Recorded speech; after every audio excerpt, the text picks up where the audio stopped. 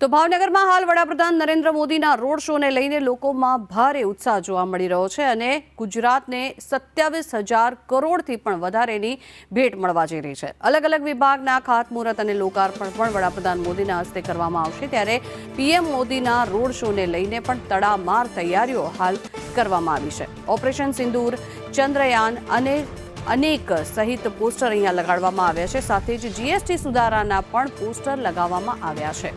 આ road show દરમિયાન ખૂબ જ મોટી સંખ્યામાં લોકો પણ હાજર રહેશે। વડાપ્રધાન મોદીના પપેટ સાથે લોકો તેમનું સ્વાગત કરી શકે છે।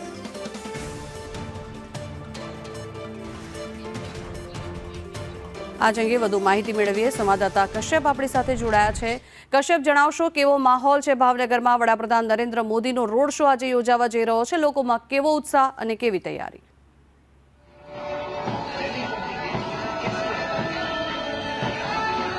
વડાપ્રધાન નરેન્દ્ર મોદી આજે એક દિવસની ગુજરાત મુલાકાતે અહીં આવી રહ્યા છે ને લોકોમાં ભારે ઉત્સાહ તેને લઈને જોવા મળી રહ્યો છે।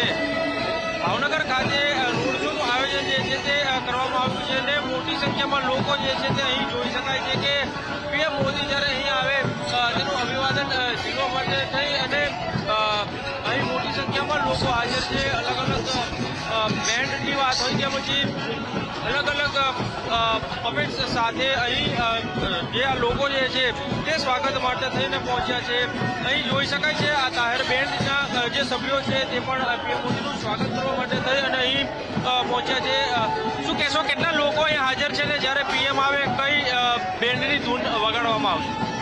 એનું આખું દાઉદી વોરા સમાજ ભાવનગર આજે જ્યારે આપણા દેશના યશસ્વી વડાપ્રધાન નરેન્દ્ર મોદી સાહેબ ભાવનગર આવે છે ત્યારે એ લોકોની 14 જણાની એક બેન્ડની સિસ્ટમ હોય છે જે ખૂબ આકર્ષક હોય છે, એની ધૂન ખૂબ સારી હોય છે અને એ ધૂન દ્વારા સાહેબનું અહીંયા સ્વાગત કરવા માટે ભાવનગર દાઉદી વોરા સમાજ ત્યાં ઉપસ્થિત છે। સમગ્ર લઘુ સમાજના લોકો અહીંયા 100 જેટલી સંખ્યામાં ઉપસ્થિત છે। લગભગ 2.5 કિલોમીટરનો આ રોડ શો છે। આ રોડ શોમાં ઠેર ઠેર અલગ અલગ જે સ્વાગત પોઈન્ટ છે તે તૈયાર કરવામાં આવ્યા છે।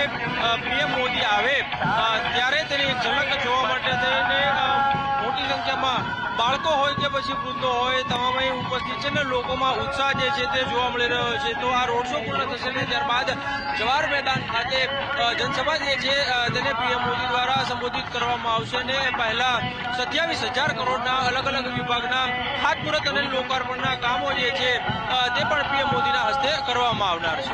જી, સમગ્ર માહિતી બદલ તો જવાહર મેદાનમાં વડાપ્રધાન નરેન્દ્ર મોદી પહોંચશે અને ત્યાં સંબોધન કરશે। કચ્છના ધોરડોમાં સોલર વિલેજનું પણ લોકાર્પણ તેમના દ્વારા કરવામાં આવશે। અહીંયા ખૂબ જ મોટી સંખ્યામાં લોકો એકત્ર થયા છે। વડાપ્રધાન નરેન્દ્ર મોદીના અભિવાદનને ઝીલવા લોકોમાં અનેરો ઉત્સાહ જોવા મળી રહ્યો છે।